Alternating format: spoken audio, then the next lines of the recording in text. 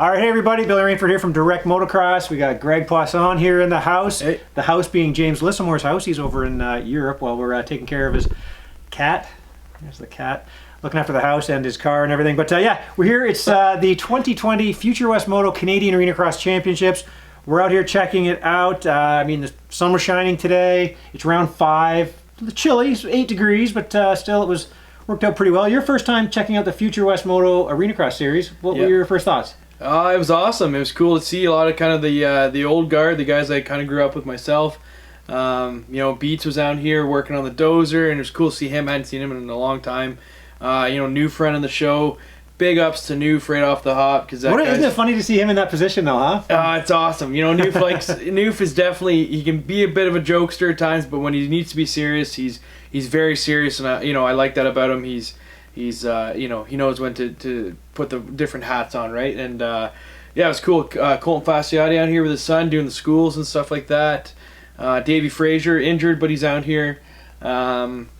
You know, it's a lot of the guys that I kind of grew up around, so it's cool to see, and I really enjoyed it. Really kind of made me a bit jealous too that we don't have anything like this in Ontario at the moment.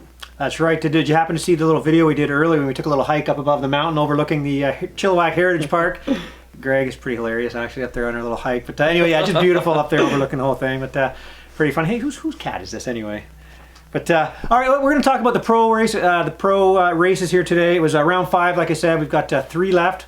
1 tomorrow, so I'll do another one tomorrow. But we'll start off with what they did this week. Again, it was the Pro Open went first, ahead of the Pro-Am Lights, kind of the two pro type classes they have here. So yeah, let's talk about the Pro Open here. What do we have? We had the whole shot went to Keelan Meston, who is 1 point behind Casey Keast in the standings going into this one, but then he went down in that first turn. It's a 180 right-hander, so a bit tricky and stuff like that, but he was down in the first turn. Yeah, Keelan, I mean, has always been a good starter. We look back to the Nationals this year. He seemed to be up front most of the time right at the beginning, so you know, no surprise there. But it's kind of cool to see it. It seems like in the past, these Future West Arenacross series always have a team that shows up that seems to be fairly dominant. And obviously, it's the Carlson Racing Husqvarna Canada team this year. You know, with Casey and Keelan and. You know, yeah, it went down, but he did come through the pack, and it seemed like it was a pretty level track too. I'd say there was only a few sections where you can make up time, and you know, if you watch my track analysis, we'll call it. You know, we had some fun today. Yeah, we had lots of fun. That's really what it was all about. You know, the rhythm section had a few different options through it too, so you can make some passes, and as we talked about, we'll talk about that later. Keelan definitely made some passes happen, and that's what I like about him. You know, puts it where it needs to go. That's one of the things you like about him. He's a nice guy. All right, well, let's kind of go through the another guy that was down kind of just after the first lap there too. It was good to see him joining the series. He's from out here. Didn't have a bike before. Borrowed one from Jake Piccolo. Talking about Tyler Gibbs was out there. Another 381 bike. Took the 3 off. He was number 81 out there. Yep. He was down hard after the double there, and he was way back in last place early. Yeah. So right over the we'll call it the catapult, the bigger double in the middle. Him and Brock Hoyer's lines kind of connected, and Brock, being the veteran that he is, you know, kind of just came over on him. You know, it wasn't intentional, just 2 lines intersected, and Tyler hit the dirt. So he got up and continued on right away. He seemed to be kind of good to go, and then shortly after that crashed over the big double over the start line. Right. And he went down hard. He went down really hard. I watched the whole thing. I'm not even sure what happened, but next thing I know, he was kind of cartwheeling through the air and just hit like a ton of bricks. So I think he's okay.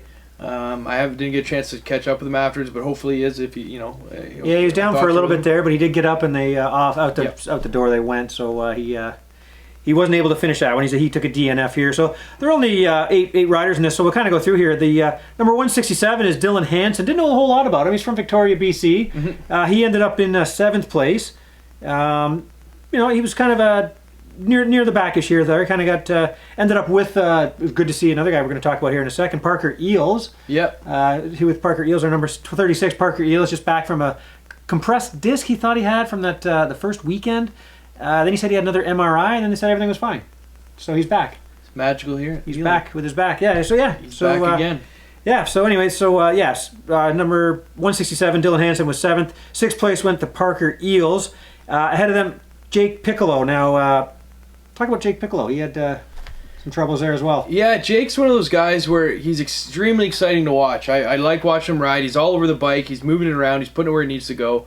And just, he's either going really fast or he's on the ground. And it's just one of those things. I think he's new to the pro ranks. He's really riding. He shows that he can be up front. It's just consistency, and that will come with age and with experience. So it's nothing on him whatsoever. He just that seems to be the tale of his Well, this one wasn't his fault. This was the one where after Keelan went down, Keelan was flying. Like, to think that Keelan was able to catch back up to Jake coming through the rhythm section along the stands. I didn't see the actual incident. I turned my attention ahead of that a little bit. But I'm assuming Keelan must have taken the inside away from him and took him down. Hey, it's Arenacross, right? For sure. They don't, you got to make the passes happen, and Keelan's no stranger to this. So he's big dude too. You're not going to push Keelan around. No, I wouldn't go. I wouldn't go him. That's for sure. But Jake was down for long enough that Keelan came all the way around again, and Jake gave him the "what's going on, dude" kind of thing, and then got back out there, and you could tell Jake was really trying to catch back up to him. I think he wanted to kind of give him a what for if he could catch him, but he wasn't able to catch back. Not that he was trying to almost unlap himself. He was down a lap, obviously, but you could tell he wanted to get maybe get a piece of Keelan. Yeah, that would be interesting. I think Keelan's about twice the size of Jake, so that would have, I don't know how that would have worked out, but hey, that's racing. Right, and then everybody kind of got spread out. I mean, the top three guys, Casey Keese, Brock Hoyer, and Julian Bennick, ended up being pretty spread out. Casey took this one wire to wire, basically. Yeah, very interesting how those three worked out. We'll touch base on this real quick. There's a rhythm section of the track. This is kind of where people are able to, riders are able to make up time or make passes, leading into it or exiting the section. So it's basically 5 jumps. It can either be done in multiple different ways. Casey was doing something interesting. So was kind of casing the big double going over the start line and setting himself up to go inside and go inside double. By far the fastest line, but it didn't seem like everyone kind of caught on to that, which is odd. Brock Hoyer, for example, would double the big jump and then go in and then double triple every lap without fail. And then Julian Bennick would go through and go double and then triple double. And the triple double. He's in the air too long, we think. Yeah, you really had to kind of you had to send it. In the words of Larry and Tyser, you had to send it to go over that the triple. It was cool, super cool to watch, but him and Piccolo were the only two that were really doing it consistently, and they seemed to. I don't know why they weren't really watching what other guys were doing because they weren't making up time. So, right, as that becomes a part in the Pro-Am Lights event, that actually is something that we saw there. But yeah, like we say, the top and Brock Hoyer, man, the guy just keeps on ticking. Honestly, I forgot he was still riding dirt bikes. The guy's down here doing his own thing and killing it and doing the sled stuff what do you call it, timber sleds. Just doing some cool stuff, and honestly, he's still super smooth. Great to watch him ride, and he's grew up in these barns, right? So he's no stranger. Right. So quickly, third place. Talk about Julian Bennick, the youngster, still running the intermediate plates. Keelan was closing in on him, but he was able to find some speed, and Keelan just couldn't get close enough to even try to make a pass. So kudos to Julian Bennick for holding back a guy with the speed of Keelan. Brock Hoyer, again, they were pretty spaced out, like we said. Casey Keese out front. It looked smooth as anything, man. The guy was just hitting his marks, as we say in indoor racing. Yeah, Casey's a class of the field. He was, for sure. So he extended his lead in this class, in the Pro Open class. So that's what happened in the Pro Open. So we'll move it over. Yep. Let's move it over to the Pro-Am Lights. Whew. Oh, I should have done that. Yeah. We need the window smash sound. I could add that in post. That's what we say. All right, so Pro-Am Lights, this is the one where you're running the 250s. You can either be an intermediate or a pro rider. So called the Pro-Am Lights still. So here, Tyler Gibbs did not start. No, Gibbs, he didn't show up for this one. I think I heard, and this is just a rumor, but he doesn't really remember the crash from what I heard. So I think there's a bit of a lights out moment there, and obviously he wasn't going to show up. I think the bike was a little pretty twisted too. It was a Bortle bike. Poor Tyler Gibbs has been riding other people's bikes the last little bit, and not really, seems to be having some bad luck. It was a bummer because he's riding well. He was giving Casey Keese in the heat race or the qualifier, whatever you want to call it, was giving them fits at one point. They were going back and forth doing. Yeah, they did. That was one of the better races of the day. Yeah, some bar banging. Yeah. So I was excited to see that, but it's unfortunate. I hope like I said, hopefully he's okay and he'll be back, or he'll just be he'll be good to go. Right. So when this one, the gate dropped. Casey Keese out front again, man. This kid was he's just flying. Bennick was in second, and then it was Jake Piccolo, Zach Eufemsef, another very talented intermediate rider, smooth as butter, smooth as silk. So, yeah. Churning butter. I don't know what are you saying. Yeah, he was good. He's good.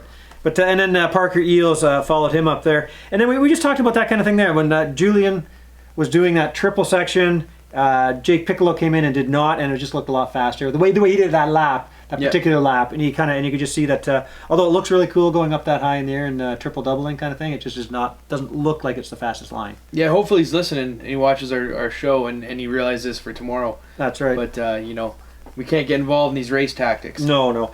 So this one I have marked down here that it ended up being a bit of a snoozer. I mean, once Jake Piccolo had troubles and was out of this one. The guys just kind of settled in there. Yeah, so Jake didn't really see what happened. He went down. I did see he went down after the catapult double in the middle, and then I don't know if his bike wouldn't start because I think I heard it. It's hard to hear in there. I think the battery in the starter was working, but it just wasn't firing. So he pushed it off, and it was a bummer because, like I said, he's awesome to watch. He's super exciting. He was doing this really interesting. There's a double onto a table, or triple, sorry, onto a tabletop, and he would come out, rail the corner before it, and just pull up with everything he had to do it. He would actually launch himself from right to left on the track because he was pulling up so hard. So I mean, I like watching him ride. It just seems like he's either up or he's on the ground or he's just having some bad luck. So it sucks. And now he doesn't have a backup bike because he might, because we're not sure if Tyler's going to be out there. But it was interesting because I'm not sure if something happened leading up to that catapult jump or not, but I was watching him and he short jumped, like he definitely short jumped it. He landed, he kind of cased it when he landed, and then he came down, and then he I thought it looked like a chain was through a chain or something, but maybe not, because he was off and he was kind of looking at the back, so we're not sure. We didn't get a chance to talk to him. But. He was looking on the right side of the bike from what I saw. I could be wrong, but so the non-drive side, so I'm not sure. What were you doing? You're supposed to talk to these guys. I don't think he wanted to talk to me. He seemed pretty, I mean, rule number one is you don't get in their face when they're upset. All right, so then finishing, I feel like I had this a little different on my sheet here when I was doing it, but Luke Svensson there, number 12 there, the best battle on the track was between him and Devin Smith, number 30. They were going at it for a while, those two guys. Really good intermediate battles out there. It's really good to see. Something I was really impressed with is the speed, and it's we talk about racing and being from Ontario. We often wonder, we think of that as like the epicenter of the sport in a way, because it seems like that's where all the headquarters are for the manufacturers and whatnot. And certainly the population too. The population, yeah, we got lots of tracks, lots of different things. But I mean, the sport is so healthy out here. There's some fast intermediates. Oh yeah. This reminds me of like the early 2000s and stuff in Ontario, with a big crop of intermediates coming up, like the Trevor Halls, Peter Ramers. Those guys that was the next step, the next phase of riders. And here the intermediates are so fast and they're so good. We saw with Julian Bennick, I mean, he was third in the open class and straight up, you know what I mean? He was holding his own. So it was super cool to see that in this class as well. Yeah. So we got so Luke there finished in 8th. That got here again. I'm not sure I agree with that, because Dawson Gravel there, number 819, he was down. I'm sure he was down a couple laps for sure on his Yamaha. Yeah, because I missed what happened again. There was a lot going on, and I just saw him. He was on the other side of the berm after the whoops. That's right. The three of them went in that battle I was talking about. He was the third in that. Yeah, and then I saw Noof helping him push his bike out. So I'm not sure what happened. I didn't see it, but he was missing his visor and stuff, so obviously he went down. Might have been. He did get back in. Which is good. But I don't think he got in that far. Who knows? We'll see. Yeah, I didn't know that either. We'll see.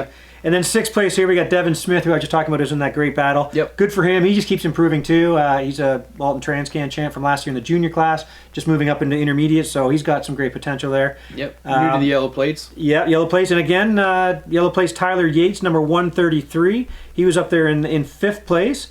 Again, he ended up riding a bit by himself. Like I say, it was a bit of a snoozer, aside from this little battle we were talking about, but he ended up by himself as well. So up there. And then ahead of him, we had Parker Eels. Again, like I say, great to have him back. He ended up riding by himself too. So out there, great to have him back. Local guy here. On the gray Honda. On the gray Honda. Yep, very interesting looking bike.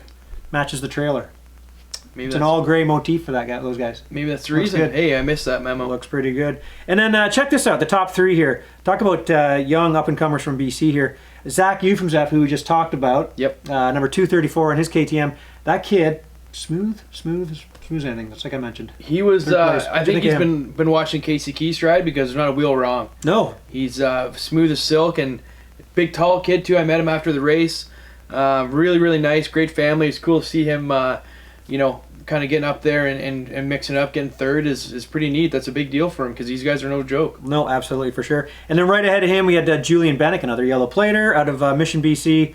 We know this kid's got some skill. He's over 6 feet tall now himself, too. This kid is really, he's good. Looks super comfortable on the bike.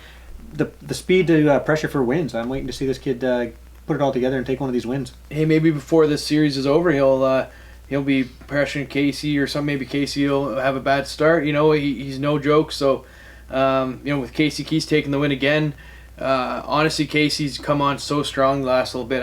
His first race at San Delis, he podiumed, and he's had some bad luck here and there since then, and even at Supercross he did well. But this is really, he's just next level. Nobody can really touch him for the most part. He's come through the pack. He's done whatever he needed to do, and kudos to him, killing it. Yeah, and I think he came in here with just a 1-point lead. He just picked up 3 more on now it's Julian Bennick in second place in this one, so now he's got a 4-point lead heading into tomorrow. So again, it was top 3 with Casey Keys, Julian Bennick, Zach Euphems. I don't mean to call it a snoozer, but I wrote that down because everybody was really spread out. As I yawn. See? Yeah, even talking about us put him to sleep. It was bad. But now, too, there's all kinds of craziness going on here. There's new restrictions coming in. They're tightening things up here in BC because of the coronavirus. We should be fine here because of the fact that we can actually socially distance in the Heritage Park there. So hopefully we're okay. And so we're back tomorrow. It's an early start. We're live all day long on the Future West Moto Facebook page. So be sure to check that out, all the qualifiers and then all the main events as well. We got Sano Dano from the interior there on the microphone doing the in-house and the over the live broadcast. Hope John Wren is starting to feel better. He had a bit of an issue last time, so we've lost him for the remainder of the series. But hopefully John's doing okay. Anything else you want to mention before we wrap this up? Yeah, huge shout out to the Future West team. Seeing Noof and Beats and the rest of the staff. We've been around them all day. They got this thrown on them as of today. There's been some crazy, as we know with coronavirus. It's hopefully we see an end to this soon, but it's always an ever-changing atmosphere and situation. It's as of today, there's new restrictions put in place, and shout out to Noof, especially Noof, because I know he's trying to run the day, also trying to plan for the next day, and he's kind of, I don't know what his official role is, but I know he's a big player in this game. That is Future Definitely West. The head ref out there. Yes, I guess he'd be the head ref, and big shout out to him, because he's dealing with the stuff of the day, the complaints, whatever it is, and he's just trying to figure it all out. And you know what, the attendees today, we've heard it time and time again. Everyone's wearing their masks. They're trying to social distance. Everyone's following the rules, and you cannot be in the place unless you have a rider on the track. One person per person can be in there at the same time. So, and it seems to be going really well. It seems to be that everyone's following that, and it's this is what we need to do to keep racing, guys. It's like I said, masks are not the most comfortable thing in the world, but if it allows us to go racing, then let's do it. And I'll be wearing mine tomorrow for sure. And I'm too lazy to shave, and I got some grays coming in, so I like it. It covers up the grays. You can't tell what's going on. I'll say, I don't know. This it was 8 degrees today at one point. I felt like it was -8. I don't know if it's just an Ontario thing or not, but I don't mind the soft. I am pretty soft, but I don't mind the mask because it keeps it a little bit. Kind of takes the the end of your nose when you have it out, and then you put it over. It kind of warms it up. Exactly. So guys, it's been great, and keep it up, and let's keep this going. We've got a couple more races to go, a couple more race days, and like I said, huge shout out to huge Future West, the whole Future West team, and thanks very much for allowing us to do this. For sure, and also, hey, check out the Instagram stories. Greg shadowed young Dexter Seitz today, so it's kind of a fun thing we did on Instagram stories. So check that out for sure. Yeah, very cool. Really, was really welcomed by the whole Seitz family, and Dexter's got a strong future in the sport. Very good kid, and if you're number 15 out here and you're young, you've got a great future. I don't know what's going on with that number. It's a good number out here. All fast kids. Anyway, okay, thanks, Hayden. Thanks to 100% for this little recap. We'll be back tomorrow we're gonna get some sleep and head back to the barn early tomorrow. It's an early start, 8:45. Riders meeting? Noof meeting. And then practice starts at 9, so we're going to be at it. Be in and out of there pretty quickly tomorrow. So we'll catch you on the live broadcast. Thank you very much for watching. See you guys.